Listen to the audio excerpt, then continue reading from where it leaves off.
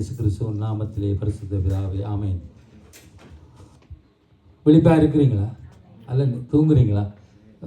பாடும் பொழுது நான் பாடுவோம். நான் மெசேஜ் நேரம் தூக்கம் பெறுமே. அல்லேலூயா. நாங்கள் விழித்திருந்து கேட்போம். இன்றைய நாங்கள் வாசிக்க போகிறோம். மார்க்கு 13ஆம் அதிகாரம் 33லேருந்து 37 வரை வசனங்களை சொல்லும் பொழுது வாசிங்க. சில வேளை வசனங்களை இப்போ சொல்லும்போது போட்டு கொண்டு இருந்தால் சரி. மார்க்கு 13ஆம் அதிகாரம் 33லேருந்து 37 வரை. அக்காலத்தை நீங்கள் அறியாதபடியால் எச்சரிக்கையாயிருங்கள், விழித்திருந்து ஜெபம் பண்ணுங்கள். ஒரு மனுஷன் தன் வீட்டை விட்டு பிரதேசத்துக்கு பிரயாணம் போக எத்தனிக்கும் போது தன் ஊழியக்காரருக்கு அதிகாரம் கொடுத்து அவனானுக்கு தன் வேலையையும் நியமித்து விழித்திருக்கும்படி காவல் காக்கிறவனுக்கு கற்பிப்பான். அப்படியே நீங்களும் விழித்திருங்கள். ஏனெனில் வீட்டெஜமானன் சாயங்காலத்திலோ நடுராத்திரியிலோ சேவல் கூவும் நேரத்திலோ காலையிலோ எப்பொழுது வருவான் என்று நீங்கள் அறியீர்கள். நீங்கள் நினையாத வேளையில் அவர் வந்து உங்களை தூங்குறவளாக கண்டுபிடியாதபடிக்கு விழித்திருங்கள். நான் உங்களுக்கு சொல்லுகிறதை எல்லாருக்கும் சொல்லுகிறேன், விழித்திருங்கள் என்றார். விழித்திருங்கள். அல்லேலூயா. அங்கே சொல்லப்படும் விழித்திருங்கள். ஏனென்றால் வீட்டில் சமான் சாயங்காலத்திலோ நடுராத்திரியிலோ சேவல் கூற நேரத்திலோ காலையிலோ எப்பொழுது வருவான் என்று அறியீர்கள். ஆவிக்குரிய ரீதியின்படி கர்த்தரோட வருகை. அல்லேலூயா. நீங்கள் நிலையாத வேளையில் அவர் வந்து உங்களை தூங்குறவளாக கண்டுபிடிக்காதபடிக்கு விழித்திருங்கள் என்று சொல்லு. நாங்கள் தூங்குறதை கண்டுபிடிக்காதபடிக்கு என்றால் நாங்கள் ஆயத்தவில்லை என்றால் அர்த்தம். அப்போ வேத வசனம் சொல்லுறது அக்காலத்தை நீங்கள் அறியாதபடியால், அதாவது கடைசி காலத்தில் நடக்கப் போவதை நான் அறியாதபடியால் எச்சரிக்கையாயிருந்து விழித்திருந்து ஜெபம் பண்ணுங்கள் என்று சொல்லப்படுகிறது. இன்னொரு வசனம் நாங்கள் வாசிப்போம். லூக்கா 12 அதிகாரம் 35-38, 12ஆம் அதிகாரம் 35-38. உங்கள் அறைகள் கட்டப்பட்டதாகவும் உங்கள் விளக்குகள் எரிகிறதாகவும் தங்கள் எஜமான் கல்யாணத்திலிருந்து வந்து தட்டும் போது உடனே அவருக்கு திறக்கும்படி எப்பொழுது வருவார் என்று காத்திருக்கிற மனுஷருக்கு ஒப்பாகவும் இருங்கள். எஜமான் வரும்போது விழித்திருக்கிறவர்களாக காணப்படுகிற ஊழியக்காரரே பாக்கியவான்கள். அவர் அவரை கட்டிக்கொண்டு அவர்களை பந்தியிருக்கச் செய்து சமீபமாய் வந்து அவர்களுக்கு ஊழியம் செய்வார் என்று மெய்யாகவே உங்களுக்கு சொல்லுகிறேன். அவர் 2ஆம் ஜாமத்திலாவது 3ஆம் ஜாமத்திலாவது வந்து அவர்கள் அப்படியே இருக்க கண்டால் அவ்வூழியக்காரர் பாக்கியவான்கள். ஆமென். உங்கள் அறைகள் கட்டப்பட்டதாகவும் உங்கள் விளக்குகள் எரிகிறதாகவும், அதாவது ஆயத்தமாகவும் பரிசுத்த ஆவியிலே நிறைந்து கொண்டவர்களாகவும் எசமான் சமீபமாய் வந்து ஊழியம் செய்யும் அளவுக்கு விழித்திருக்கிறவாய் காணப்பட வேண்டும் என்று வேதம் சொல்கிறது. அறைகள் கட்டப்பட்டதாகவும் உங்கள் விளக்குகள் எரிகிறதாயும் ஆயத்தமாய் பரிசுத்த ஆவியில் நிறைந்தவளாய் பரிசுத்த ஆவிக்குள்ளே நடக்கிறவளாய் இருக்கும் பொழுது எசமான் சமீபமாய் வந்து ஊழியம் செய்யும் அளவுக்கு வேதம் தான் சொல்லுவது. பாருங்க, எசமான் வந்து ஊழியம் செய்வார். இது உவமையாக சொல்லப்படுது. விழித்திருக்கிறவளாய் காணப்பட வேண்டும் என்று வேதம் சொல்லுகிறது. முதல் வசனத்தில் பார்த்தோம், உங்களை தூங்குறவளாக கண்டுபிடியாதபடிக்கு விழித்திருங்கள் என்று சொல்லி. அடுத்ததாக நாங்கள் வாசித்த பகுதி சொல்லப்படுகிறது. அவர் 2ஆம் ஜாமத்திலே 3ஆம் ஜாமத்திலே வந்து அப்படி இருக்க கண்டு அவ்வூழியக்காரர் கண்டால் அவ்வூழியக்காரர்கள் பாக்கியங்காரர். இந்த நேரத்திலே கர்த்தர் வர ஆயத்தமாக இருக்கும் பொழுது அவர் வரும் பொழுது நாங்கள் பாக்கியவான்களாக இருப்போம். ஏன்னா அவர்களை பந்தியிருக்க செய்து அவர்களுக்கு ஊழியம் செய்வார் என்று சொல்லப்படுகிறது. வேதம் சொல்லுகிறது. அவர்கள் எவ்வளவு பாக்கியவான். ஆகவே வேத வசனத்தின்படி பார்த்தால் நாங்கள் நினையாத நேரத்தில் மனுசுகுமாரன் வருவார். ஆகிய நாங்கள் விழித்திருக்க வேண்டும். ஆமென் சொல்லுவோம். ஆண்டவர் வருகை சீக்கிரம். உலகத்தில் நடக்கிற காரியம் ஏதோ இப்படித்தான் முந்தி நடந்தான்னு சொல்லலாம். கிட்டத்தட்ட காலத்தில் ஏதோ இல்லை, அதி சீக்கிரமாய் ஆண்டவர் வரப்போகிறார். ஆகவே விழித்திருக்கிறதால நாம் பார்த்தபடி தேவன் நமக்கு பணிவிடை செய்வார் என்று சொல்லப்படுகிறது. இன்னொரு காரியம் மத்தேயு 26:41 சொல்லப்படுகிறது, நீங்கள் சோதனைக்குட்படாதபடிக்கு விழித்திருந்து ஜெபம் பண்ணுங்கள். ஆவி உற்சாகமுள்ளதான், மாம்சமோ பலவீனமுள்ள. ஆவி உற்சாகப்படுத்தான், ஆனால் இந்த மாம்சம், இந்த மாம்ச ரத்தத்துக்குள்ள போராட்டம், அது பலவீனமுள்ளன்னு சொல்லப்படுகிறது. அதனால் சொல்கிறார், சோதனைக்குட்படுத்தாதபடிக்கு நாங்கள் விழித்திருந்து ஜெபம் பண்ணுவோம். ஆகவே நாம் விழிப்பாக இருந்தால் தேவன் நம்மை சோதனைக்கு உட்படுத்தாதபடி தப்பிவிப்பார். பிரச்சனைகளிலிருந்து நமக்கு ஜெயித்து தருவார். மற்ற எபேசியர் 6:18 வாசிங்க சீக்கிரமாய். ஏனெனில் மாம்சத்தோடும் இரத்தத்தோடும் அல்ல, துரைத்தனங்களோடும் அதிகாரங்களோடும் இப்பிரபஞ்சத்தில் அந்தகார லோகாதிபதிகளோடும் வானமண்டலங்களில் உள்ள பொல்லாத ஆவிகளின் சேனைகளோடும் நமக்கு போராட்டம் உண்டு. அல்லேலூயா. அங்கே என்ன சொல்லுகிறது? எந்த சமயத்திலும் சகல விதமான 6:18 வாசினீங்கள். எபேசியர் 6:18 எந்த சமயத்திலும் சகலவிதமான வேண்டுதலோடும் விண்ணப்பத்தோடும் ஆவியினால் ஜெபம் பண்ணி அதன் பொருட்டு மிகுந்த மன உறுதியோடும் சகல பரிசுத்தவான்களுக்கும் பண்ணும் வேண்டுதலோடும் விழித்து கொண்டிருங்கள். பாருங்க, எங்களுக்காக பரிசுத்தவான்களுக்காக கர்த்தருக்குள்ள எழும்பி பிரகாசிக்க ஜனங்களும் விழுந்து போகக்கூடிய காலங்கள் இந்த காலில் இங்கே சொல்லப்படுகிறது. எந்த சமயத்திலும் சகலவிதமான வேண்டுதலோடும் விண்ணப்பத்தோடும் உறுதியோடும் சகல பரிசுத்தவான்களுக்காகவும் பண்ணும் வேண்டுதலோடும் விழித்து கொண்டிருங்கள் என்று சொல்லப்படுகிறது. எவ்வளவு ஆண்டவர் ஒரு நல்லவராக இருக்கிறார். இன்னும் எபேசியர் 5:14-15 சொல்லுது. நான் வாசிக்கிறேன். 5:14-15 ஆதலால் தூங்குற நீ விழித்து மரித்தோரை விட்டு எழுந்திரு, அப்பொழுது கிறிஸ்து உன்னை பிரகாசிக்க பண்ணுவார் என்று சொல்லப்படுகிறது. அடுத்த வசனம் ஆனபடியால் நீங்கள் ஞானமற்றவர்களை போல் நடவாமல் ஞானமுள்ளவர்களைப் போல கவனமாய் நடந்து கொள்ள வேண்டும். என்னாம் ஆதலால் எதால் இங்கே விழித்து கொண்டிருக்கன்னு சொன்ன அவர் சொல்லுகிறார். எபேசியர் 3 தூங்குற நீ விழித்து மரித்தோரை விட்டு எழுந்திரு, அப்பொழுது கிறிஸ்து உன்னை பிரகாசிக்க பண்ணுவார். இதில் நாம் விழித்திருந்தால் தேவனுக்காக நாங்கள் எழும்பி பிரகாசிப்போம். ஆயத்தமாய் விழிப்பாய் பரிசுத்தாவிலே நிறைந்தவர்களாய் ஆகவே நாம் விழித்திருக்க வேண்டும் என்று வேதம் நமக்கு மறுபடியும் சொல்லுறது. விழித்திருக்கும் பொழுது அங்கே பார்க்குற தேவன் நமக்கு ஊழியம் செய்வாராம். பாக்கிய உள்ளவர். இன்னும் நம்மை சோதனை என்று தப்பிப்பார். சோதனை வரும் பொழுது ஆண்டவராக எங்களை தப்பிக்கிறேன். அவர் சோதிக்கப்பட்டு தாமே பாடுபட்டவரால் சோதிக்கப்படுபவர்களுக்கு உதவி செய்ய வல்லவர். 3வது நம்மை தேவனுக்காய் பிரகாசிக்க செய்வாராம். ஏனோதான் ஒன்று வந்து போய் நாங்கள் இப்படி இருந்துட்டோம் என்று சொன்னால் வேதத்தை வாசித்தோம் ஜெபித்தோம் என்று இல்லை. ஆண்டவருக்காக நாம் விழிப்போடு இருக்க வேண்டும். நாம் ஏன் விழித்திருக்க வேண்டும் என்று கேள்வி வருகிற. முதலாவது நாங்கள் வாசிப்போம் சில வசனங்களை. எபிரேயர் 1:1-2 வாசிங்க. எபிரேயர் பூர்வ காலங்களில் பங்கு பங்காகவும் வகை வகையாகவும் தீர்க்கதரிசிகள் மூலமாய் பிதாக்களுக்கு திருவலம் பற்றின தேவன் வாசி 1:2 இந்த கடைசி நாட்களில் குமாரன் மூலமாய் நமக்கு திருவலம் பற்றினார். இவரை சர்வத்துக்கும் சுதந்திரவாளியாக நியமித்தார். இவரை கொண்டு உலகங்களையும் உண்டாக்கினார். அப்படி அப்போஸ்தலர் 2:17 வாசிப்போம். 2:17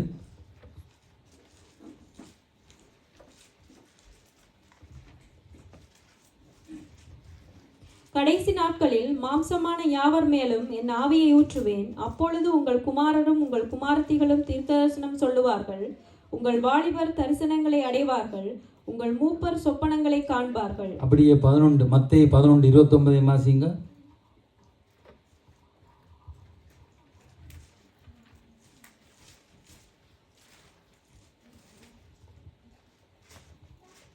நான் சாந்தமும் மனத்தாழ்மையுமாய் இருக்கிறேன். என் நுகத்தை உங்கள் மேல் ஏற்றுக்கொண்டு என்னிடத்தில் கற்றுக்கொள்ளுங்கள். அப்பொழுது உங்கள் ஆத்துமாக்களுக்கு இளைப்பாறுதல் கிடைக்கும். இன்னொரு வசனம் ரோமர் 8:16 நான் வாசிக்கிறேன். நாம் தேவனுடைய பிள்ளைகளாய் இருக்கிறோம் என்று ஆவியானதாமே நம்முடைய ஆவியுடன் கூட சாட்சி. ஏன் இந்த வசனங்கள் வாசிச்சோன்னு சொன்னார். ஆகவே இந்த வசனங்களின்படி பார்க்கும்போது தேவன் நம்மோடு பேசுகிறவராக இருக்கிறார். அல்லேலூயா. நம்மோடு பேசுகிறார். முதலாவது ஏன் நாங்கள் விழித்திருக்க வேண்டும்? தேவன் நம்மோடு பேசுவார். எப்படியாம்? தேவன் குமாரன் மூலமாய் பேசுகிறார். அதான் இந்த 4 வசனங்களை குமாரன் மூலமாக பேசுகிறார், பரிசுத்த ஆவியான மூலமாக பேசுகிறார், தேவ வார்த்தை மூலமாக பேசுகிறார், தேவனுடைய ஊழியக்காரர்கள் மூலமாக பேசுகிறார், நம் அன்றாட வாழ்க்கையின் நிலைமைகள் சூழ்நிலைகள் மூலமாக அங்கே தேவன் பேசுகிறார். ஆண்டவர் சத்தத்தை நாங்கள் அறிந்தவர்கள் என்றால் உண்மையாய் இந்த காரியங்கள் அறிய முடியும். அல்லேலூயா. இப்படி பல கோணங்களில் தேவன் நம்மோடு பேசுகிறார். ஆகவே நாம் விழித்திருக்க வேண்டும் என்று தேவன் நம்மோடு இந்த நாளில் பேசி கொண்டிருக்கிறார். கடைசி காலத்தில் குமாரன் மூலமாய் திருவுளம் பற்றின தேவன் என்று அங்கே குறிப்பிடப்படுகிற வசனத்தில் கடைசி காலத்தில் மாம்சமான யாவன் மேலும் என் ஆவியை ஊற்றுவேன் என்ற தேவன் ரோமர் 8:14 சொல்லப்பட்டபடி நாம் அவருடைய பிள்ளைகளாய் இருக்கிறோம் என்று பரிசுத்த ஆவியான மூலமாக பேசுகிறான் பார்க்கும். தேவ வார்த்தையை நாம் வாசிக்கும் போது அன்றாடம் நம்மோடு வார்த்தைகள் மூலம் தேவன் நம்மோடு பேசுகிறார். ஒரு கலண்டரில் ஒரு வசனத்தை வாய்த்தாலே ஆண்டவர் என்று பேசுகிறார். அது உயிர் உள்ளதாய் ஜீவன் உள்ளதாய் இருக்கு, ஆவியும் ஜீவனும் உள்ள நம்முடைய ஊழியக்காரங்க மூலமாய் பேசுகிறான்னு சொல்லப்படுகிறது. என்ன ஊழியக்காரங்க மாம்சமான யாவர் மேலும் என் ஆவியை ஊற்றுவேன், அப்பொழுது குமாரத்தை தீர்க்கணும் சொல்வார்கள், வாழ்வர்கள் தரிசனம் காண்பார்கள், மூப்பர்கள் சொப்பனம் காண்பார்கள் என்று சொல்லப்படும். அப்போ அப்போது 5 வகையான ஊழியங்களை வைக்கப்பட்டிருக்கிறது. ஏதோ ஒரு கோணத்தில் ஆண்டவர் பேசுவார். இந்த கடைசி காலத்தில் ஊழியக்காரர் மூலமாக தேவன் நம்மோடு பேசிக்கொண்டே இருக்கிறார், பேசுவார். அது மட்டுமில்லை, நம்ம அன்றாட வாழ்க்கை மூலம் தேவன் நம்மோடு பேசுவாராம். எப்படி என்றால், நாம் தேவனுக்கு செய்ய வேண்டிய கடமைகளை காரியங்களை செய்யாமல் விடும்பொழுது, அங்கே இழுப்புண்டு சிக்குண்டு சோதனைக்கு உட்பட்டு நாங்கள் தவிக்கும் போது தேவன் நம்மோடு பேசுகிறார். ஒரு இடலை சிக்கப்பட்டு மாட்டப்பட்ட போதுதான் ஆண்டவரே ஏன் என்று ஒரு கேள்வி வைக்கிறோம். அந்த கேள்வி எங்கே? நமக்குள்ள வாசம் பண்ண பரிசுத்த ஆவியானவர் எங்களோட மனச்சாட்சியோடு இடப்படுகிறார், பேசுகிறார். அல்லது சூழ்நிலைகள் நமக்கு தோல்வியாக இருந்தாலும், இது நடக்காண்டு இருக்கிற வேளையிலும் தேவன் அதை நன்மையாக மாற்றும் பொழுது தேவன் நம்மோடு பேசுகிறார். எங்களுக்கு கண்ணீர் வருகிறது, எங்களோட உடம்பு எல்லாம் பூரிக்கிறது. ஏன்? தேவன் எங்களை உணர்த்துறார், உணரப்பட. நாங்கள் கடைசியாக கடந்த காலங்களில் உணர்வடையுங்கள் என்ற செய்தி கேட்டோம். அதே மாதிரி எங்களுக்குள்ள அந்த மனச்சாட்சியில் ஒரு உணர்வு இருக்குமானால் எல்லா விதத்தில் நாங்கள் தப்பு செய்யும் போதும் சரி, தேவனை விட்டு விலகும் போதும் சரி, சிக்குண்டு இருக்கும் பொழுது தேவன் நன்மை செய்யும் பொழுது சரி, எல்லாவற்றும் மூலம் எல்லா குணங்களும் தேவன் பேசுகிறார். ஆகவே நாம் ஏன் விழித்திருக்க வேண்டும்? தேவன் நம்மோடு பேசுகிறார், ஆகவே நாம் விழித்திருக்க வேண்டும். அடுத்தது, நாம் ஏன் விழித்திருக்க வேண்டும்? நமக்கு எல்லாருக்கும் ஒரு எதிரி உண்டு, இருக்கா இல்லையா? ஆவிக்குரிய பிள்ளைகளுக்கு ஒரு எதிரி உண்டு, சத்துருவா. நாங்கள் வாசிப்போம் நியாயாதிபதி 1-3 வரை. நியாயாதிபதி 1-3 வரை. நியாயாதிபதி 7ஆம் அதிகாரம் 1-3. அப்பொழுது கிதியோனாகிய யெருபாகாலும் அவனோடு இருந்த ஜனங்கள் யாவரும் காலமே எழுந்து புறப்பட்டு ஆரோத் எனும் நீரூற்றின் கிட்டே பாளையம் இறங்கினார்கள். மீதியானியரின் பாளையம் அவனுக்கு வடக்கே மேரே மேட்டுக்கு பின்னாக பள்ளத்தாக்கிலே இருந்தது. அப்பொழுது கர்த்தர் கிதியோனை நோக்கி, நான் மீதியானியரை உன்னோடு இருக்கிற ஜனத்தின் கையில் ஒப்பு கொடுக்கிறதற்கு அவர்கள் மிகுதியாய் இருக்கிறார்கள். என் கை என்னை இரட்சித்தது என்று இஸ்ரவேல் எனக்கு விரோதமாக வீம்பு பேசுகிறதுக்கு இடமாகும். ஆகையால் பயமும் திகிலும் உள்ளவன் எவனோ அவன் திரும்பி கீலேயாத் மலைகளிலிருந்து விரைவாய் ஓடிப்போக கடவன் என்று நீ ஜனங்களின் செவிகள் கேட்க பிரசித்தப்படுத்து என்றார். அப்பொழுது ஜனத்தின் 20,000 பேர் திரும்பி போய்விட்டார்கள், 10,000 பேர் மீதியாய் இருந்தார்கள். போதும். இதில் பாருங்க, இஸ்ரவேல் ஜனங்களுக்கு விரோதமாக மீதியானியர் வந்தபோது அவர்கள் மீதியாக இருந்தார்கள் என்று சொல்லப்படுகிறது. மீதியாக இருந்தவன்னு சொன்னால் அவர்கள் நிறைந்த இஸ்ரவேல் ஜனங்களை விட அவர்கள் கூடுதலாக மீதியாக இருந்தார்கள் என்று கர்த்தர் சொல்லுகிறார். அதாவது கிதியோடு இருக்கிற ஜனத்தை மீதியானர் அதிகமாய் காணப்பட்டார்கள். கிதியோடு கொஞ்சம் ஜனம்தான். அந்த ஜனத்தை கிதியோனோடு இருக்கிறவர்களிடத்தில் இஸ்ரவேல் ஜனம் கர்த்தர் ஒப்பு கொடுத்தால் மீதியானியர் கூடுதலாக இருந்தாலும் கர்த்தரால் யுத்தம் பண்ணுறார். கர்த்தர் அப்படியாக அந்த ஜனத்தை கிதியோடு இருக்கிறதுக்கு ஒப்பு கொடுத்தார். இஸ்ரவேல் ஜனங்கள் என்ன சொல்வார்கள்? தங்கட பலத்தினால் தான் மீதியானரை தாங்கள் முறியடித்தோம் என்று சொல்லி கர்த்தருக்கு விரோதம் பெருமை பாராட்டுவார்கள். நாங்கள்லாம் இதை செய்தவன். ஆனால் கர்த்தர் சொன்னார், பயமும் திகிலும் உள்ளவன் எவனோ திரும்பி ஓட கடவன் என்று உடனே சொல்லுறார். உடனே 22,000 பேர் திரும்பி ஓடிவிட்டார்கள். உங்களுக்கு தெரியும். இன்னும் கீழே வாசிக்கும் பொழுது பார்த்தால் 10,000 பேரிலும் இருக்கிற 16 பேரிலும் கடைசியில் 300 பேர் மட்டும்தான் கிதியோனோடு போனார்கள். அதிலே தங்கள் கையால் அள்ளி தண்ணியை நக்கின கொண்டவர்கள் 300 பேர். மற்ற ஜனங்கள் முழங்கால் ஊன்றி தண்ணியை கொடுத்து வந்த சம்பவங்கள் தெரியும். ஆகவே அந்த 300 பேரை கொண்டு கர்த்தர் மீதியானியை முறியடித்தபடி செய்தார் என்று பார்க்கிறோம். இந்த சம்பவம் உங்களுக்கு தெரியும், கடந்த காலங்களில் கேட்டோம். ஆகவே இந்த இஸ்ரவேல் ஜனத்தாருக்கு எதிராக வந்த மீதியானியரை இந்த 300 பேர் முறியடிக்க காரணம் அவர்கள் கொஞ்சம் பேர் இருந்தாலும் விழிப்புள்ளவர்களாக இருந்தார். அல்லேலூயா. கர்த்தர் கூட இருந்தார். சொன்னார், இருக்கின்ற பலத்தோடு நீ போ, நான் உன்னோடு கூட இருக்கின்றது. ஆனால் அவங்க விழிப்புள்ளவர்களாக இருந்தார்கள். வேறு தண்ணி குடிக்கிற காரியத்திலே பாருங்க எப்படி என்று. ஆகவே அதற்காகத்தான் அவர்கள் பரீட்சை பார்த்து 300 பேரை ஆண்டவர் தெரிந்து கொண்டார் கர்த்தர். ஆகவே நமக்கும் எதிரிகள் உண்டு. நாம் தேவனுடைய பிள்ளைகளாய் இருக்கிறபடியால் சாத்தானாகிய பிசாசு நம்மை எதிர்க்கிறவனாய் இருக்கிறான். நாம் விழிப்பாய் இருக்க வேண்டும். இல்லை என்று சொல்ல முடியாது. நாங்கள் பெருமை பாராட்ட முடியாது. 1 பேர் 5:8 சொல்லப்படுகிறது, தெளிந்த புத்தி உள்ளவர்களாய் இருங்கள், விழித்திருங்கள், ஏனெனில் உங்கள் எதிராளியான பிசாசானவன் கட்சிக்கிற சிங்கம் போல எவனை விழுங்கலாம் என்று வகை தேடி சுற்றி திரிகிறான். கொஞ்ச நேரத்தில் எங்களோட பலவீனத்தில் அவன் புகுந்துடுவான். புகுந்தோட நாங்கள் அறியாமல் பேசிவிடுவோம், அறியாமல் பாவம் செய்வோம், அறியாமல் சோர்ந்து போயிடுவோம். கர்த்தருக்கு விரோதமாக பிசாசு வகை தேடி திரிகிறான். தேவனுடைய பிள்ளைகளை கெடுக்கும்படி சுற்றி திரிகிறான். ஆகவே நாம் விழிப்பாய் இருக்க வேண்டும். கொஞ்ச காலம் இருக்கண்டு அவன் வகை தேடி திரிகிறான். அவனுக்கு தெரியும். ஏன்னா அவன் அங்கே சிலுவையிலே தலையை ஆண்டவன் நசுக்கி போனார். பாலில் கொஞ்சம் ஆடிக்கொண்டு இருக்கிறது. மத்தேயு 16ஆம் அதிகாரம் 21-23 வாசிங்க. மத்தேயு 16ஆம் அதிகாரம் 21-23. அது முதல் இயேசு தம் எருசலேமுக்கு போய் மூப்பராலும் பிரதான ஆசிரியராலும் வேதபாதராலும் பல பாடுகள் பட்டு கொலையுண்டு 3ஆம் நாளில் எழுந்திருக்க வேண்டும் என்பதை தம்முடைய சீஷருக்கு சொல்லத் தொடங்கினார். அப்பொழுது பேதுரு அவரை தனியே அழைத்து கொண்டு போய், ஆண்டவரே, இது உமக்கு நேரிடக்கூடாதே, இது உமக்கு சம்பவிப்பதில்லை என்று அவரை கடிந்து கொள்ளத் தொடங்கினார். அவரோ திரும்பி பேதுருவை பார்த்து, எனக்கு பின்னாக போ சாத்தானே, நீ எனக்கு இடரலாய் இருக்கிறாய். தேவனுக்கு ஏற்றவைகளை சிந்தியாமல் மனுஷனுக்கு ஏற்றவைகளை சிந்திக்கிறாய் என்றார். பாருங்க, ஆண்டவர் தான் எருசலேமுக்கு போய் மூப்பராலும் பிரதான ஆசிரியர்களாலும் வேத பாரகர்களாலும் அங்கே பாடுகள் பட்டு கொலையுண்டு 3ஆம் நாள் உயிர்த்தெழுந்திருக்க வேண்டும் என்று சீசர்களுக்கு அங்கே சொல்லிக் கொண்டே இருக்கிறார். இந்த வசனங்களை பற்றி பேதுரு சொன்னான், ஆண்டவரே, இது உமக்கு நேரிடக்கூடாதே, இது உமக்கு சம்பவிப்பது இல்லை என்று. எது வந்தாலும் உம்மோடு நான் கூட இருப்பேன்னு சொன்ன பேதுரு தான் அங்கே சொல்லுகிறான். அப்பொழுது ஆண்டவர் பேதுருவை பார்த்து, எனக்கு பின்னாக போ சாத்தானே, நீ எனக்கு இடரலாக இருக்கிறாய். காரணம் என்ன?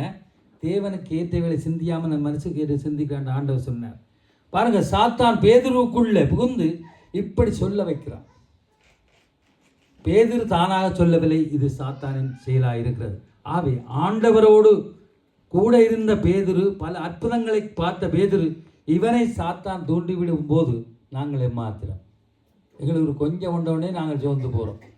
கொண்டவுடனே எங்களுக்குள்ள அசுத்தாவி பூந்துடும். அப்போ பேதுரு கூட இருந்தவன், ஆண்டவருடைய வலது கையாக இருந்தவன். ஆகவே கர்த்தர் சத்துருவுக்கு முன்பாக நமக்கு ஒரு பந்தியை ஆயத்தப்படுத்தி உள்ளார். நாம் அவனுக்கு முன்பாக விழிப்பாக இருக்க வேண்டும். இந்த கடைசி நாட்களில் அடுத்தது நாம் ஏன் விழித்திருக்க வேண்டும்? நம்முடைய மாம்சம் பலவீனம் உள்ளது. நாசியிலே சுவாசம் இல்லாத மனுஷனை நம்பாதீங்க. மனுஷோட பேச்சு உண்டாக இருக்கும், புறம் அடுத்த கணம் எப்படியா இருக்கு.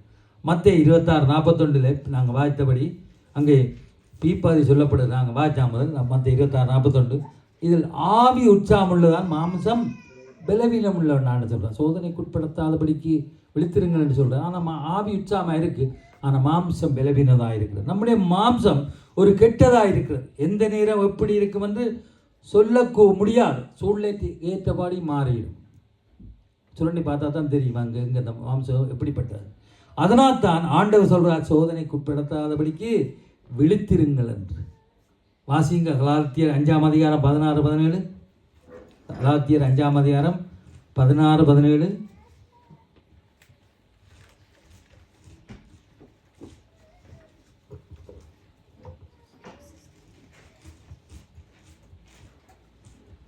பின்னும் கலாத்தியர் 5ஆம் அதிகாரம் 16-17. பின்னும் நான் சொல்லுகிறது என்னவென்றால், ஆவிக்கேற்றபடி நடந்து கொள்ளுங்கள், அப்பொழுது மாம்ச இச்சை நிறைவேற்றாதிருப்பீர்கள்.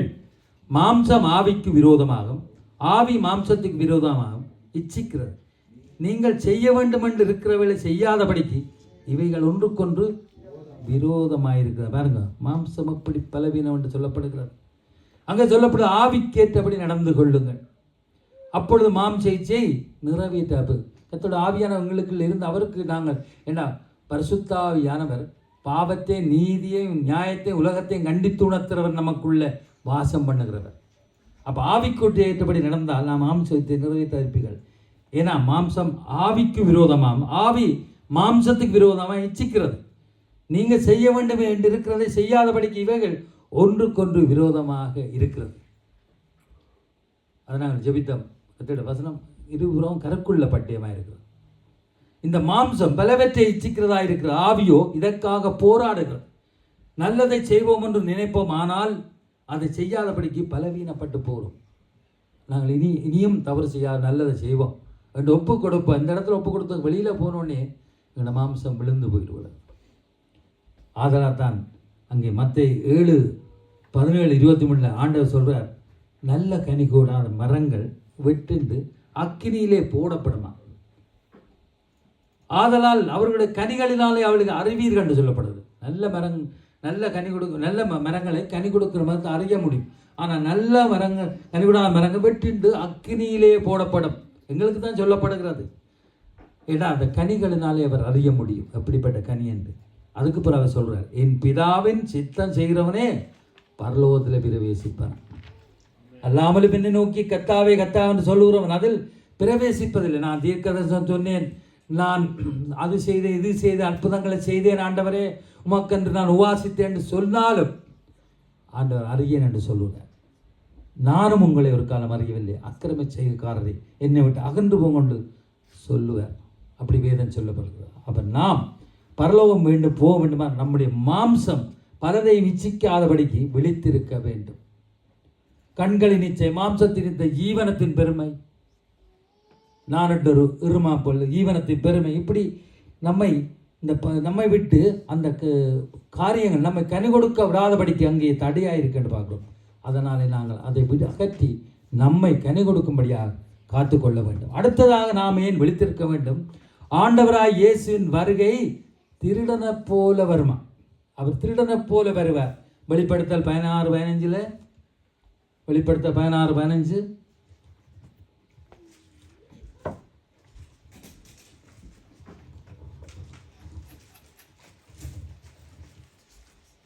இதோ திருடனை போல வருகிறேன், தன் மானம் காணப்படத்தக்கதாக நிர்வாணமாய் நடவாதபடிக்கு விழித்துக் கொண்டு தன் வஸ்திரங்களை காத்து கொள்ளுகிறவன் பாக்கியவான். அல்லேலூயா. இதோ திருடனை போல ஆண்டவர் வருவேன் என்று சொல்லுகிறார். விழித்திருங்கள் என்று சொல்லுகிறார். எப்படியாம்? தன் மானம் காணப்படத்தக்கதாக நிர்வாணமாய் நடவாதபடிக்கு விழித்திருங்கள் என்று சொல்லப்படுகிறது. ஏன் அப்படி சொல்லுகிறார்? அப்படி தன் வஸ்திரங்களை காத்துக்கொள்ள பாக்கியம் என்று சொல்லுகிறார். ஏன்னா கர்த்தருக்கு முன்பாக நம்முடைய காரியங்கள் எல்லாம் நிர்வாணமாக தான் இருக்கிறது. நாங்கள் எந்த மலை கீழே போய் ஒழிச்சாலும் சரி, எங்கே போய் இருந்தாலும் சரி, ஆண்டவருக்கு முன்னாலே அது நிர்வாணம் என்கிற காரியங்கள்.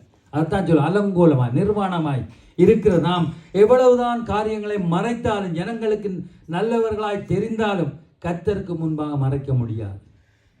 அதான் சொல்லுகிறார், தன் மானம் காணப்படத்தக்கதாக நிர்வாணமாய் நடவாதபடிக்கு விழித்திருங்கள் என்று. எவ்வளோ கடுமையான ஒரு வசனமாக சொல்லப்படுகிறது. வஸ்திரம் என்று சொல்லப்படுகிறது என்னென்றால், அதன் அர்த்தம் ஆவிக்குரியபடி ரட்சிப்பு. நம்முடைய ரட்சிப்பை தான் சொல்லப்படுகிறது. அந்த ரட்சிப்பு ஒரு அலங்கோலப்படக்கூடாது. ஏதோ ரட்சிக்கப்பட்டேன் என்று இருக்கக்கூடாது. அந்த ரட்சிப்பின் வஸ்திரம் கரை திரியற்றவளாய் இருக்க வேண்டும். நாங்கள் பாடினோம் முதல், கரை திரியற்றவளாக இருக்க வேண்டும். கர்த்தருடைய வருகையின் போது நாம் கரை திரியற்றவளாய் காணப்பட வேண்டும் என்று வேத வசனம் நம்மை எச்சரிக்கிறது. பாருங்கள், விழித்திருங்கள், எச்சரிப்பாயிருங்கள், கவனமாயிருங்கள், உறுதியாயிருங்கள். இந்த வசனங்கள் எல்லாம் பொல்லாதவை.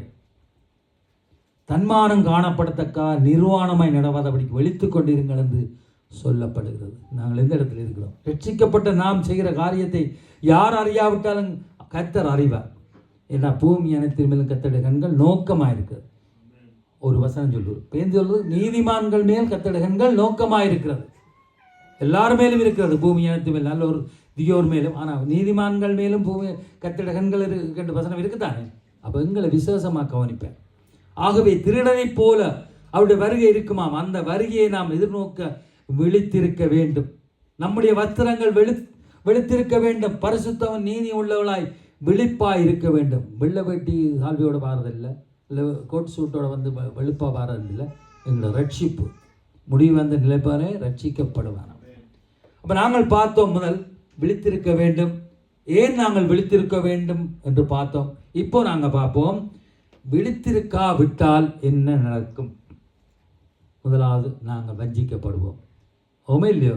வேதம் சொல்லுவது விழித்திருக்காவிட்டால் நாங்கள் வஞ்சிக்கப்படுவோம். மத்தேயு 24 அதிகாரம் 24 வசனம். மத்தேயு 24:4. இயேசு அவர்களுக்கு பிரதியுத்தரமாக, ஒருவனும் உங்களை வஞ்சியாத படிக்கு எச்சரிக்கையாயிருங்கள். அல்லேலூயா.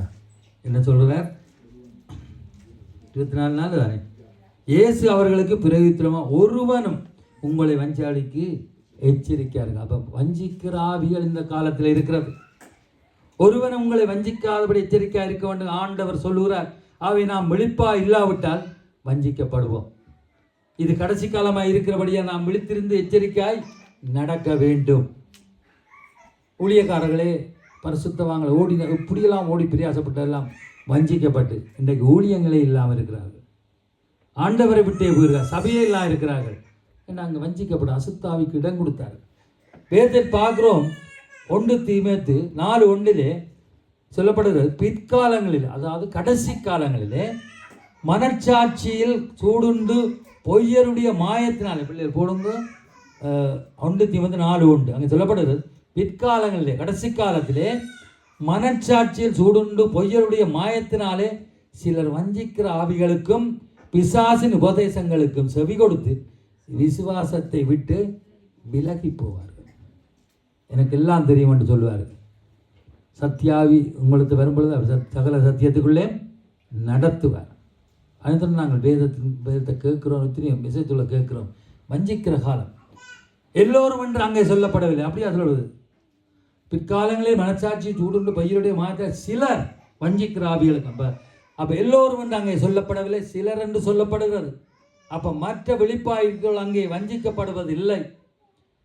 விழிப்பாய் இராமல் இருக்கிறவர்களை குறிப்பாக சிலவர் வஞ்சிக்கப்படுவார்கள் என்று சொல்லப்படுகிறது. இவர்கள் ஆண்டவர் வரும்பொழுது நாம் அப்படி இருப்பான கைவிடப்பட்டு போவோம். எவ்வளவு ஒரு துக்கமான பரிதவிக்கக்கூடிய நிலைமை. விசுவாசியே, ஊழியக்காரை, நீ விழிப்பாயிராவிட்டால் வஞ்சிக்கப்பட்டு விசுவாசத்தை விட விலகிப்போ என்று வேதன் நமக்கு தெளிவாய் சொல்லுகிறது. எங்களை சுற்றி என்ன நடக்குன்னு எங்களுக்கு தெரியாது. ஏதோ தேவதூர்களாண்ட கட்டளையிட்டார் பாதுகாக்கிறான்னு நினைக்கிறோம். ஆனால் எங்களை சுற்றி எவ்வளோ கண்ணிகள் இருக்குது. அதை கடந்து தான் நாங்கள் வருகிறோம், கடந்து போகிறோம். ஆண்டவராக இயேசு கூட பிசாசு சோதிக்கிறான். மத்தேயு 4:6 நீ தேவனுடைய குமாரனே ஆனால் தாழ குதியும் என்று கட்டளை கொடுக்குறான் பிசாசு. ஒரு கடவுளோட பிள்ளை, அதாவது தேவ குமாரனை. அதுக்கு ஆண்டவருடைய பதில், உன் தேவனாகிய கர்த்தரை பரீட்சை பாராதிருப்பா என்று என்றும் எழுதியிருக்கிறது. உன் தேவநாயகத்தை நீ பரீட்சைவாக எழுதி. அப்படி நாங்கள் சொல்ல முடியுமா? எங்களுக்குள்ள அசுத்தாவி எங்களோடு பேசுவான். ஆண்டவர் ஆவியானவரும் பேசுவார், அசுத்தாவியும் எங்களோடு ஒளியின் தூதனாக இருந்து பேசுவான். ஆனால் அதுக்கு எதிர்த்து நாங்கள் சொல்ல வேண்டும். இப்படி ஆண்டவரை போது வேத வசனங்களை காட்டித்தான் பிசாசு நம்மை வஞ்சிப்பான். இது இப்படி இருக்கு. இன்றைக்கு அநேக தீர்க்கதரிசிகளும் கள்ளப்போதுகளும் இந்த நாட்களில் இருக்கிறார்கள். உங்களுக்கு எல்லாருக்கும் தெரியும். இல்லை எத்தனையோ சோசியல் மீடியாக்கள் உங்களுக்கு தெரியும். நாம் விழித்திருக்க வேண்டும். நம்முடைய ஆண்டவர் இயேசு பிசாசை அதட்டி அங்கே வென்றது போல நாமும் வெல்ல வேண்டும்.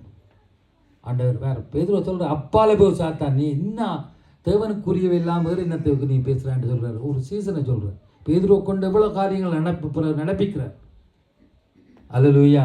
ஆகவே வஞ்சிக்கிற ஆவிகளுக்கும் கள்ளோபதேசங்களுக்கும் செவிகொடாமல் தேவனுடைய வார்த்தையை பிடித்து கொண்டு நம்முடைய விசுவாசத்தை காத்து கொண்டு விழிப்பாய் இருக்க வேண்டும். அடுத்ததாக நாம் விழித்திராவிட்டால் என்ன நடக்குமா? நாம் இடரல் அடைவோம்.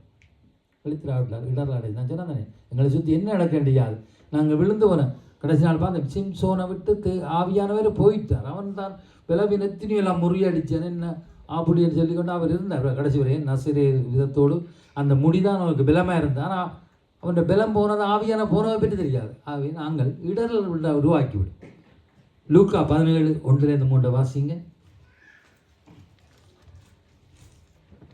பின்பு அவர் தம்முடைய சீஷர்களை நோக்கி, இடர்கள் வராமல் போவது கூடாத காரியம், ஆகிலும் அவைகள் எவனால் வருகிறதோ அவனுக்கு ஐயோ. அவன் இந்த சிறுவரில் ஒருவனுக்கு இடரல் உண்டாகிறதை பார்க்கிலும் அவனுடைய கழுத்தில் ஏந்திரக்கல் கட்டப்பட்டு அவன் சமுத்திரத்தில் தள்ளுண்டு போவது அவனுக்கு நலமாயிருக்கும். உங்களை குறித்து எச்சரிக்கையாயிருங்கள். உன் சகோதரன் உனக்கு விரோதமாய் குற்றம் செய்தால் அவனை கடிந்து கொள். அவன் மனஸ்தாபப்பட்டால் அவனுக்கு மன்னிப்பாயாக. அல்லேலூயா. இடர்கள் வராமல் போவது கூடாத காரியம், வரக்கூடாது. ஆனால் அவைகள் எவனால் வருகிறதோ அவனுக்கு ஐயோன்னு சொல்லப்படுது. ஆசீர்வாதமான வார்த்தை அது, ஐயோன்றது இல்லை. அப்போ இதிலிருந்து நமக்கு என்ன புரிகிறது? இடறல் வரும், வராமல் விடாது என்று வடிவாக தெரிகிறது. வரும், எல்லாருக்கும் அந்த கண்ணி இருக்கிறது. ஆனாலும் எவனால் வருகிறதோ அவனுக்கு ஐயோ என்று சொல்லப்படுகிறது. அப்போ நாம் என்ன செய்ய வேண்டும்? அந்த இடரல் நம்மேல் வராதபடிக்கு, நம்மால் மற்றவர்களை வராதபடிக்கும், சபைக்கோ இல்லை தனிப்பட்ட ஒரு ஊழியக்காரனுக்கோ விசுவாசிகள் யாருக்கும் வராதபடிக்கு நாம் விழிப்பாக இருக்க வேண்டும். இன்றைய பாருங்க, அநேக சபைக்கு தோலாம் சாட்டு போக்கு சொல்லிக்கொண்டு நான் யாரை குற்றச்சாட்டு போகிறார்கள், அவர் சரியில்லை அவர் சரியில்லை என்று. ஆனால் அதனால் நாங்கள் இடரன்னு சொல்லலாம். அது சாட்டுப்போக்கு பலவிதமாக இருக்கு. ஆனாலும் நாங்கள் விழிப்பாக இருக்க வேண்டும்.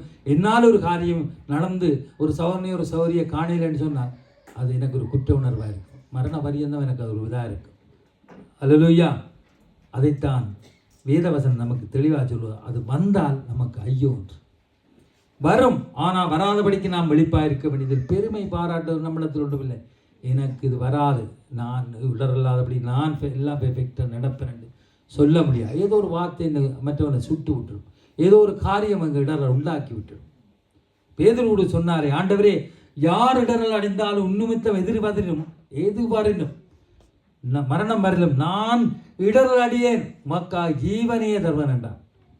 அங்கே மறுதளித்தான் தானே, போய் இவர் அரியன் என்று சொன்னான் தானே 3 தரம்.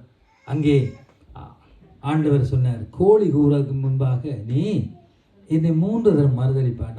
ஆண்டவர் எல்லாம் உள்ளந்திரியங்களை அறிந்தவர், அவருக்கு தெரியும்.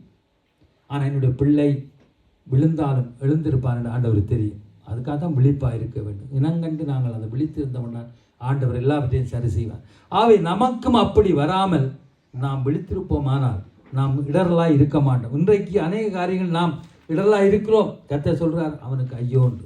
அந்த காரியம் எங்களுக்கு வரக்கூடாது, ஒரு சாபம். அடுத்ததாக நாம் விழித்திராவிட்ட என்ன நடக்கும்? நம் ஆத்மாவிலே செத்து போயிடுவோம். ரட்சிக்கப்பட்டோம், ஊழியம் செய்கிறோம், பரிசுத்தமாக வாழுகிறோம், கொடுக்குறோம், வாருகிறோம், போகிறோம், கிரகமாக என்று சொல்லுகிறோம். ஆனால் நாம் ஆத்மாவில் செத்து போகணும். வெளிப்படுத்தல் 3ஆம் அதிகாரம் 1-3 வாசிங்க.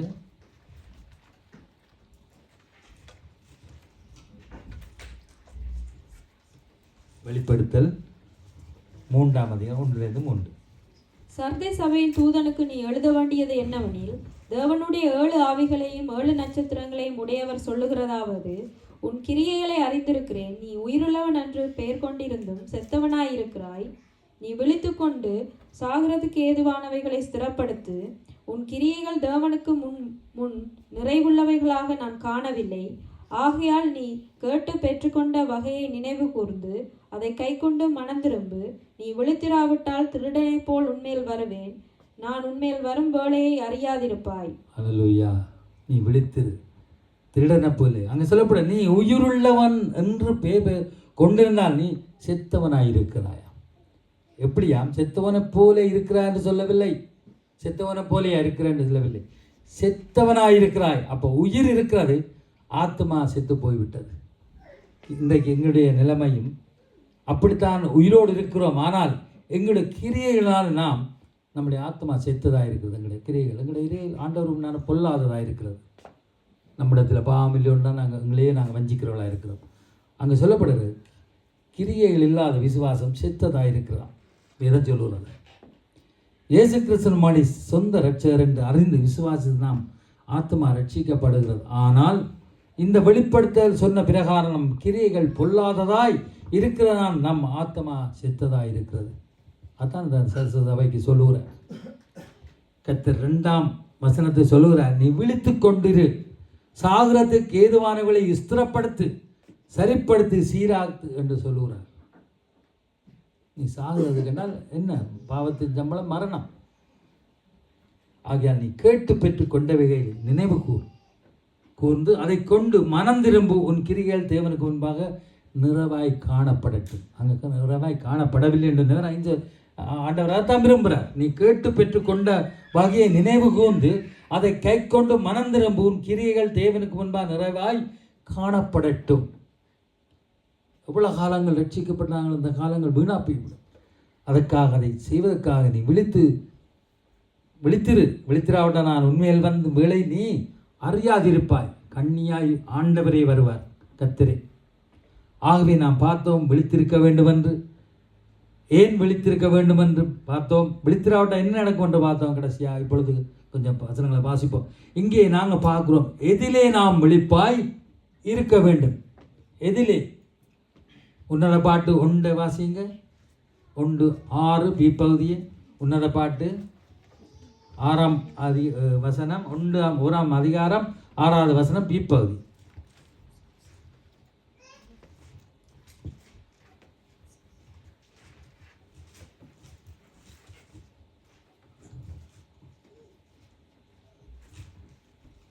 என்னை வாசிக்கிறீங்களா?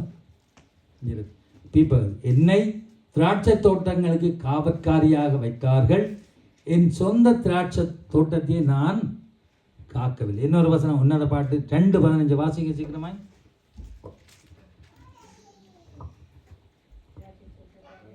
2:15.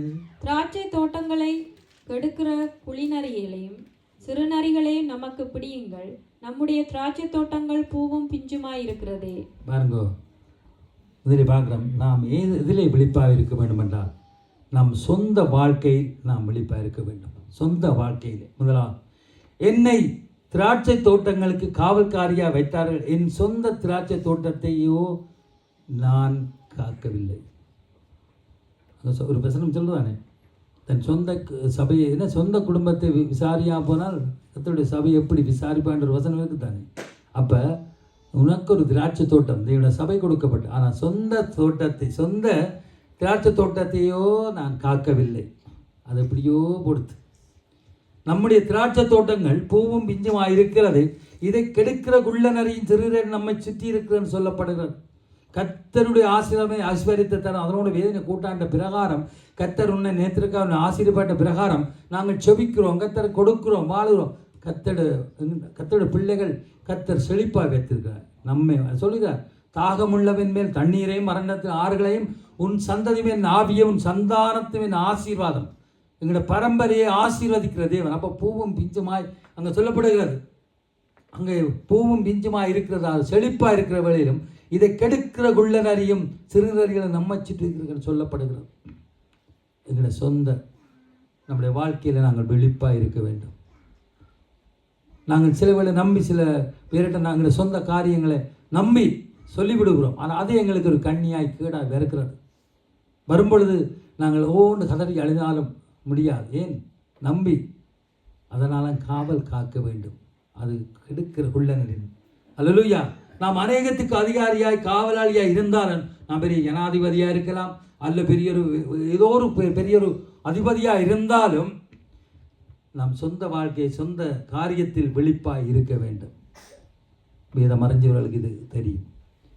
நான் ரொம்ப பேசுகிறேன். அடுத்ததாக நாம் தேவனுடைய வீட்டில், அதாவது தேவனுடைய வீட்டு சபையில் விழிப்பாய் இருக்க வேண்டும். விழிப்பாய் இருக்க வேண்டும். எங்களுக்கு நான் சொன்ன அடிக்கடி வரேன், விழிப்பாக இருக்கணும். ஏன்னால் இப்படி எந்த ரூபத்தில் கண்ணி எங்களுக்கு வரும். பெரிய பெரிய ஊழியக்காரர்களை விழுந்து விடுகிற அளவுக்கு வண்ணி வருது. அப்போ விழிப்பாக இருக்க வேண்டும். வாசிங்க நீதிமொழிகள் 8:34. 8:34. என் வாசல்படியின் நித்தம் விழித்திருந்து என் கதவு நிலை அருகே காத்திருந்து எனக்கு செவி கொடுக்கிற மனுஷன் பாக்கியவான். ஆமென். என்னமா? என் வாசல்படியில் நித்தம் விழித்திருந்து, அதாவது சபையில் என் கதவு நிலையிலேயே காத்திருந்த ஆலய பிரகாரத்தில் எனக்கு செவி கொடுக்கிறவன் பாக்கியவான். அதான் பாடுவோம், அவர் வாசல்களில் துதியோடும் அவர் பிரகாரங்கள் புகழ்ச்சியோடும் பிரவேசிக்கிறவன். அப்போ ஆண்டவர சபையிலே ஆண்டவர பிரகாரத்திலே நித்தம் விழித்திருந்து அவருடைய அந்த பிரகாரத்திலே காத்திருந்து எனக்கு செவி கொடுக்கிறவன் பாக்கியவான் சொல்ல. அப்போ சபையிலே நாங்கள் இருக்கும் பொழுது நாங்கள் விழித்திருக்க வேண்டும். சபையில் நித்தம் விழித்திருந்து ஆலய பிரகாரத்தில் காத்திருந்து என் வசனத்துக்கு என் சத்தத்துக்கு செவி கொடுக்கிறவன் பாக்கியான்னு கர்த்தர் சொல்லுகிறார். இதோ வாசல்படியில் நான் இருந்து தட்டுகிறேன், ஒருவன் திறப்பானான நான் அங்கே உள்ளே சென்று அவனுக்குள்ளே அவனோடு வாசம் பண்ணுவேன் சொன்னேன். ஆகவே நாங்கள் சபையிலே இந்த வேத வசனப்படி நாங்கள் விழிப்பாக இருக்க வேண்டும். எந்த நேரம் என்ன வருமானு தெரியாது. ஜெபித்து வருவோம், வார வழியில் ஒன்று நடக்கும், இல்லை வந்து உள்ளட்டு ஒன்று நடக்கும், இல்லை எல்லாம் முடிஞ்சு போகிற வழியில் நடக்கும், ஏதோ ஒன்று வரும். நாங்கள் கவனமாக இருக்கணும். எங்களுடைய அறையை கட்டி கொண்டு நாங்கள் காத்து கொண்டிருக்கிறோம். இன்னும் நாம் ஆத்ம ஆதாயம் செய்வதில் விழிப்பாக இருக்க வேண்டும். வாசிங்க நீதிமொழிகள் 10:5. கோடை காலத்தில் சேர்க்கிறவன் புத்தியுள்ள மகன், அறுப்பு காலத்தில் தூங்குறவனோ லட்சியை உண்டாக்குற மகன். பாருங்க என்ன நடக்குது. கோடை காலத்தில் சேர்க்கிறவன் புத்தி உள்ள மகன், அறுப்பு காலத்தில் தூங்குறவன் லட்சியை உண்டாக்குற மகன். கோடை காலம் ஆண்டவர் சொன்னாரே, அறுப்ப மீதியான அறுவடைக்கு ஆக்களை காணவில்லை. என்ன பாருங்க, நாங்கள் இங்கே இருக்கிறோம், எத்தனை பேர் கேள்விப்படுகிறோம். அங்கே போய் ஜெபிக்கிறார்கள், இங்கே போய் ஜெபிக்கிறார்கள், இந்த சுவிசேஷம் சொன்னார்கள், அங்கே கண்ட இந்த கண்ட சொல்லுவது. ஏனென்றது கோடை காலம், இந்த நேரம் தான் கடைசி காலத்தை. இப்போ போய் காரியங்களை சொல்லி ஆண்டவரை அங்கே போய் ஆத்ம ஆதாயம் செய்ய வேணும். அறுப்பு காலத்தில் நீ தூங்கி போனால் இலட்சை உண்டாக்குற மகனா. கோலக்காலமாகி அறுப்பு காலம் தூங்காமல் விழித்திருந்து அறுவடை, அதாவது ஆத்ம ஆதாயம் செய்யும்படி கர்த்தர் சொல்லுகிறார். இல்லாபடி இலட்சை உண்டாக்குறவனாக இருக்கிறான்னு சொல்ல. இலட்சியம் தான் உங்களுக்கு தெரியும் என்ன, வெட்கத்தை உண்டாகும் என்று அர்த்தம். இலட்சியம்னா இலட்சியம் உண்டாக்குன்னா வெட்கத்தை. ஆண்டவருக்கு முன்னால் அது ஆண்டவர் அங்கே வெட்கப்படுகிறார். சமயம் வாய்க்காலும் சரி வாய்க்காடும் சரி ஆத்ம ஆதாயம் செய்ய வேண்டும். அதில் நாங்கள் விழிப்பாக இருக்கோம். அடுத்த காரியம், நாம் ஆண்டவரின் வருகைக்காக விழிப்பாக இருக்க வேண்டும். ஆண்டவர் வருகிறாரா இல்லையா? வரப்போகிறார், வந்து கொண்டு இருக்கிறார். அல்லேலூயா, ஆண்டவர் வருகிறார். லூக்கா 12:37 அங்கே முன்பு வாசித்தபடி ஆண்டவர் அவர் 2ஆம் ஜாமத்திலாவது 3ஆம் ஜாமத்திலாவது நீங்கள் நினையாத வேளையிலே வருவாராம். முதல் வாச்சவன் முதல் வசனம். ஆகவே நீங்கள் தூங்குறவர்களாக அவர் கண்டுபிடியாதபடிக்கு விழித்திருக்களாய் காணப்படுங்கள் என்று சொல்லப்படுகிறது. திருடன் வருகிற பிரகாரமாய் மனுசுகுமாரன் வருவார், ஆகையால் நீங்கள் ஆயத்தமாயிருங்கள் என்று வேதவசனம் நமக்கு சொல்லுகிறது. அக்காலத்தை நீங்கள் அறியாதபடியால் விழித்திருந்து ஜெபம் பண்ணுங்கள் என்று சொல்லப்படுகிறது. இன்னொரு காரியம் கடைசியாக, அடுத்ததாக லௌகிக கவலை நமக்குள்ளே பாரமாய் இராமல் நாம் விழிப்பாக இருக்கணும். ஏன் விழிப்பாக இருக்கணும்? எதில் விழிப்பாக இருக்கணும்னு பார்த்து கொண்டு வருகிறோம். அங்கே லௌகிக அதாவது உலக கவலைகள் நமக்குள் இல்லாதபடிக்கு விழிப்பாக இருக்கணும். ஏன்னா நாங்கள் 2 விதமான ஊழியம் செய்ய முடியாது. உலக கவலை எங்களுக்கு, லௌகிக கவலை விடுவோம். ஆண்டவரை குறித்த ஆத்மா குறித்த கவலை. லூக்கா 21ஆம் அதிகாரம் 34-36 வாசிங்க. வசனங்கள் சொல்லி நான் முடிக்க போகிறேன். லூக்கா 21ஆம் அதிகாரம் 34-36. உங்கள் இருதயங்கள் பெருந்தண்டியினாலும் வெறியினாலும் லௌகிக கவலையினாலும் பாரமடையாத படிக்கு நீங்கள் நினையாத நேரத்தில் அந்த நாள் உங்கள் மேல் வராத படிக்கும் எச்சரிக்கையாயிருங்கள். பூமியில் எங்கும் குடியிருக்கிற அனைவர் மேலும் அது ஒரு கண்ணியைப் போல வரும். ஆகையால் இனி சம்பவிக்க போகிற இவைகளெல்லாம் நீங்கள் தப்பி மனுஷகுமாரனுக்கு முன்பாக நிற்க பாத்திரவான்களாக எண்ணப்படுவதற்கு எப்பொழுதும் ஜெபம் பண்ணி விழித்திருங்கள் என்றார். அல்லேலூயா. உங்கள் இருதயம் லௌகிக கவலையில் பாரமடையாத படிக்கும், உங்கள் மேல் ஒரு கண்ணியைப் போல வராத படிக்கும் நீங்கள் தப்பி மனுஷகுமாரனுக்கு முன்பாக பாத்திரவளாக எண்ணப்படுவதற்கு எப்பொழுதும் ஜெபம் பண்ணி விழித்திருங்கள் என்று சொல்லப்படும். அடுத்த வசனம் லூக்கா 16ஆம் அதிகாரம் 19-22. உங்களுக்கு தெரியும் அது. ஐஸ்வர்யமுள்ள ஒரு மனுஷன் இருந்தான். அவன் இரத்தாம்பரம் விலையேற பெற்ற வஸ்திரமும் தரித்து அனுதினமும் சம்பிரமாய் வாழ்ந்து கொண்டிருந்தான். லாசரு என்று பெயர் கொண்ட ஒரு தரித்திரனும் இருந்தான். அவன் பருக்கள் நிறைந்தவனாய் அந்த ஐஸ்வர்யவானுடைய வாசலரையே கிடந்து அவனுடைய மேஜையிலிருந்து விழுந்துற துணுக்கேகனினாலே தன் பசியை ஆற்ற ஆசையாயிருந்தான். நாய்கள் வந்து அவன் பருக்களை நக்கிற்று. பின்பு அந்த தரித்திரன் மரித்து தேவதூரனால் ஆபிரகாமனுடைய மடியிலே கொண்டு போய் விடப்பட்டான். ஐஸ்வர்யவானும் மரித்து அடக்கம் பண்ணப்பட்டான். பாதாளத்திலே அவன் வேதனைப்படுகிற போது தன் கண்களை ஏறெடுத்து, இங்கே பாருங்க, தரித்திரனாய் வாழ்ந்து லாசரு அங்கே மரித்து ஆபிரகாம் மடியிலே கொண்டு போய் விடப்படுகிறான். ஐஸ்வர்யா இருந்த அவன் மரித்த போது பாதாளத்தில் கொண்டு போய் போகப்படுகிறது. நாங்கள் எப்படித்தான் ஒவ்வொன்று வாழ்ந்தார் இது பிரசங்கில பார்க்கலாம், எல்லாம் மாயை. ஆனால் பாருங்க, ஒரு விழுந்த துணிக்கு எடுத்து இருந்தவன் இன்றைக்கு அவன் போய் பரலோக ஆண்டவர மடியில் இருக்கிறான், பிறத்திருக்கிறது. அங்கே யாக்கோப்பு 5ஆம் அதிகாரம் 1-3 சொல்லப்படுது. ஐஸ்வர்யா ஆண்களே, உங்கள் பொன்னும் வெள்ளியின் துருப்பிடித்து அக்கினி போல உங்கள் மாம்சத்தை தின்னுமா. வாசி பார்த்தா தெரியும். யாக்கோபு 5ஆம் அதிகாரம் 1-2-3 வசனம் சொல்லுவது, ஐஸ்வர்யான்களே உங்கள் பொன்னும் வெள்ளியும் துருப்பிடிச்சு அக்கினியை போல உங்கள் மாம்சத்தை தின்னுமா. லூக்கா 8:14 சொல்லப்படுகிறது, இந்த பிரபஞ்சத்தின் கவலைக்குரிய ஐஸ்வர்யத்தினாலும் சிற்பங்களால் நெருக்கப்பட்டு பலங்கூடாது இருக்கிறார்களாம். இந்த உலகத்தின் பிரபஞ்சத்தின் காரியங்களை துக்கப்பட்டு நிற்கப்பட்டு ஆண்டவருக்கு பலன் கூட இருக்கு. ஆகவே லௌகிக கவலை நம்மை வாழ வைக்காது, மாறாக நம்மை அழித்துவிடும். நாம் இந்த காரியத்தில் விழிப்பாய் இருக்க வேண்டும். போதுமென்ற மனதுடைய கூடிய தேவ பக்தியை மிகுந்த ஆதாயம் என்று வேத வசனங்கள் சொல்லும். போதும் ஆண்டவருக்கு இல்லை. இந்த வசனங்களை நாங்கள் வாசித்திருக்கிறோம். அது மட்டுமில்லை, 1 தீமோத்தேயு 6:6-10 உங்களுக்கு தெரியும். பண ஆசை எல்லா தீமைக்கும் வேறாக இருக்குன்னு சொல்லி அப்படி அடுக்கடுக்கா சொல்லிக்கிட்டோம். அப்போ நாங்கள் இங்கே கொண்டு வந்ததும் இல்லை, கொண்டு போதும் இல்லை, உண்ண ஒழுக்க இருந்தால் போதும். பண ஆசை எல்லா தீமைக்கும் வேறாக இருக்கிறது. அது விசுவாசத்தை விட்டு வழுகச் செய்து அநேக வேதனைக்குள்ளாக உருவாக்குறது. நாங்கள் விழிப்பாக இருக்க வேண்டும். அல்லேலூயா. அவை நாங்கள் பார்த்தபடி நாம் விழிப்பாக இருக்க வேண்டும். திருடனை போல ஆண்டவர் வருகிறார். எந்த நாளில் 2ஆம் ஜாமத்தில் 3ஆம் ஜாமத்தில் வருகிறார். அவை நாங்கள் எழுந்திருப்போம். எல்லா காரியத்திலும் நாங்கள் விழிப்பாக இருப்போம். எங்களுடைய வீட்டு காரியங்கள், சபை காரியங்கள், ஊழியங்கள், ஆத்மா ஆதாயம் செய்கிற காரியங்கள், இந்த உலக காரியங்கள் எல்லாவற்றிலும். ஏனென்றால் அது கண்ணியை போல வருமா, கண்ணியை போல ஒவ்வொருக்கு வரும். இந்த பாடலை